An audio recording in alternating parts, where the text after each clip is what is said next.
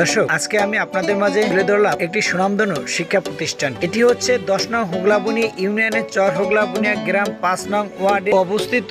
এই প্রতিষ্ঠানটির নাম হচ্ছে চর হোগলাবুনিয়া আজিজিয়া দাখিল মাদ্রাসা। এই মাদ্রাসাটি প্রতিষ্ঠিত করেছেন মাস্টার মোহাম্মদ আব্দুল লতিফ হাওলাদার। এই মাদ্রাসাটি স্থাপিত হয়েছে 1974 খ্রিস্টাব্দে। এই মাদ্রাসাটিতে রয়েছে বিশাল জায়গা নিয়ে এই মাদ্রাসাটি অবস্থিত। এই মাদ্রাসাটিতে রয়েছেন প্রায় 126 শতাংশ জমি। তার মধ্যে রয়েছে একটি মাদ্রাসা, একটি মসজিদ, একটি পুকুর ও বিশাল আকারে একটি মাঠ। এই শিক্ষা প্রতিষ্ঠানটিতে রয়েছে মোট 19 জন স্টাফ। তার ভিতরে রয়েছেন 5 জন অফিস সহায়ক। এই প্রতিষ্ঠানটি যিনি বর্তমানে দায়িত্ব পালন করে আসছে তার নাম হচ্ছে মাওলানা আবুল হাসান। তিনি অত্যন্ত মেধাবী এবং বিগত দিনেও যারা দায়িত্ব পালন করে আসছে তারা অত্যন্ত দক্ষ ছিলেন। এই প্রতিষ্ঠানটিতে সুনামের সহিত শিক্ষা দান করে আসছে। এই প্রতিষ্ঠানটি যারা সাবেক ছাত্রছাত্রী ছিলেন তাদের মধ্যে অনেকেই গুরুত্বপূর্ণ চাকরি বা গুরুদায়িত্ব পালন করে আসছে। তারই উদাহরণস্বরূপ রয়েছে মোহাম্মদ শহীদুল ইসলাম, যিনি 1994 সালে এসএসসি পাশ করেন। এই মাদ্রাসা থেকে সকল বিষয়ে প্রথম স্থান অধিকার করেন। খুলনা বিএল কলেজ থেকে ডিগ্রি লাভ করেন। 2002 সালে ডিগ্রি সম্পূর্ণ করে খুলনা বিএল কলেজ থেকে ডিগ্রি পরীক্ষায় অংশগ্রহণ করে তিনি তার